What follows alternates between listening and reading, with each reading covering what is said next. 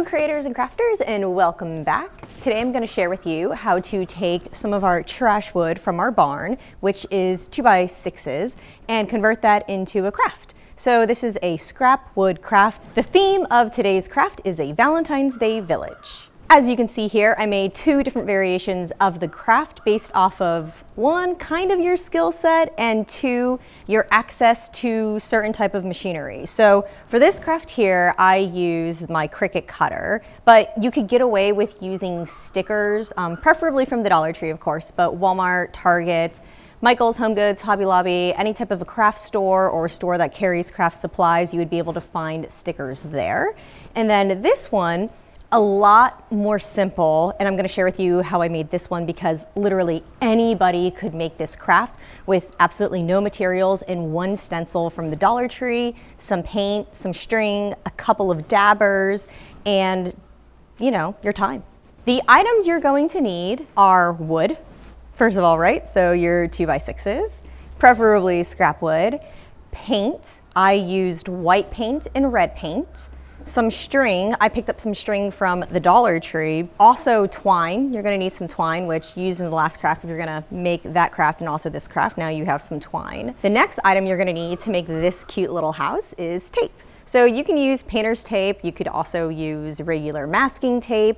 I'm not sure if you try to use packing tape, how that'll peel off. I feel like it might be a bit of a pain, but it would still work. Or if you have a little bit of vinyl, that's what I use because I found it's really easy to peel off. Obviously, most people probably don't have vinyl, but that would work best if you don't have painter's tape or masking tape.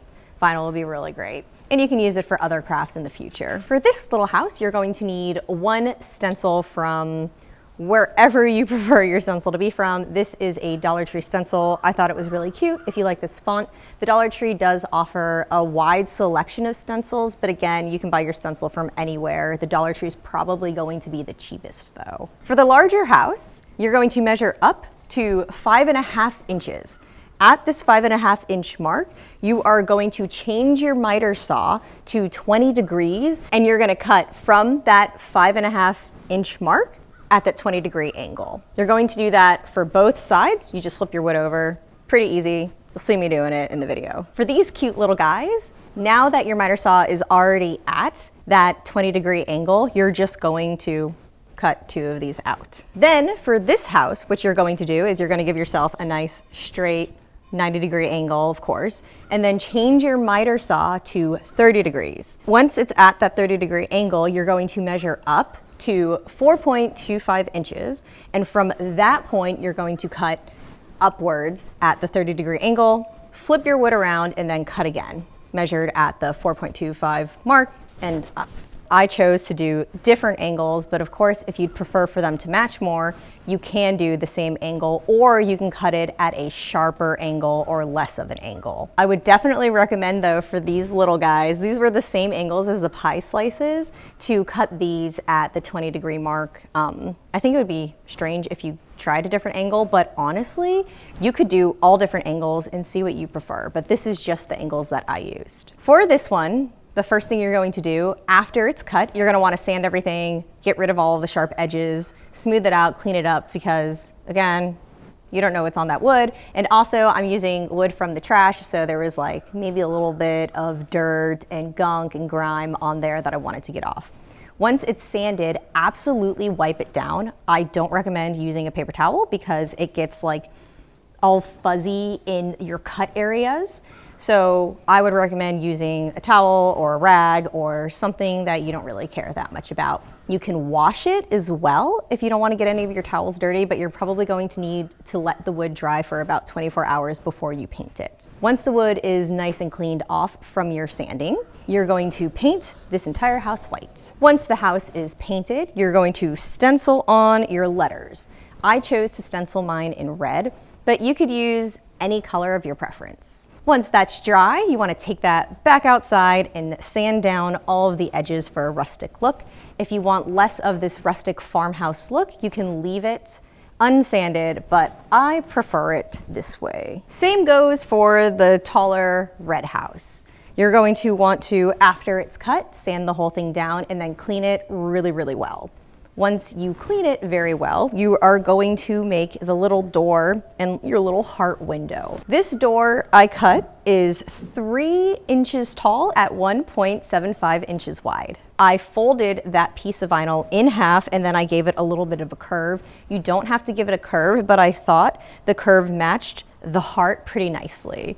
And then you can just eyeball the heart. I just took a scrap piece of vinyl and cut that out, but I would say it's about maybe 1 to 1.5 inches tall, and it's the same width as the door at 1.75 inches wide. You're going to stick that on really, really well, which is why you want to make sure that you clean it very well, and then you're going to paint it. When you are painting this, I would recommend don't paint into where your sticker is for the door and the heart.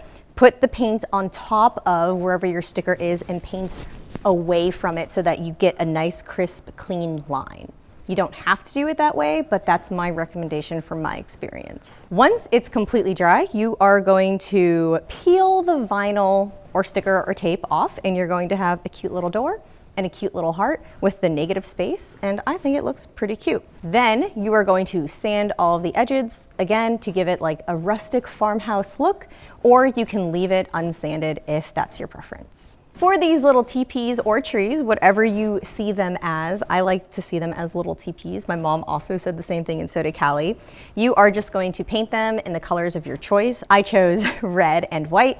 Once the paint is totally dry, you are just going to sand the edges. Once you're done and everything's painted, everything's done, that's whenever you're going to tie your string on. For the little teepees, I wrap the string around 3 times. For the houses, I wrap the twine around only 4 times. For the kisses house, I wrap the string around 6 times. But again, however many or however little times you want to wrap it around, your choice. This is the other variation I made. I did a window, but I think that the heart window is a lot cuter. The best part of this variation, I think, are the little teepees. I put hearts all over them that I cut out of vinyl, and then I peeled them off after it was painted. I thought this was super cute. I really loved the negative space, and I ended up not sanding this one because I didn't think that my mom wanted as much of a rustic look to them as these other ones turned out. So I left them, and in the future, if she wants me to sand them, I can, but I kind of like the clean, preppy look to them. I feel like they're very Target. For this house, I cut the word love out of vinyl, and I stuck it on before I painted it, peeled it off. I had the cute negative space there, and then I just painted on lives here. But I think an alternative for doing this very similar idea and concept would be to get stickers that are letters, put them on, and then paint it, and then peel them off. So as you can see for this craft, there are many variations, tons of options, different opportunities to create whatever you want to. I mean, you could make it for any holiday. I think that would be really, really cute for Christmas or Hanukkah or Kwanzaa, but it's just one of those things that it would be great for any time of year, for any activity. It doesn't even have to be holiday related. I mean, it could just be like a coffee bar style house. So tons of variations, lots of options. I hope you really liked it. Thank you so much for watching, and I hope you get to crafting. And it's the same width as the door at 1.7. What? And it's the same width as the door at 1.5. What? Oh my God. And it's the same width as the door at 1.75 inches wide.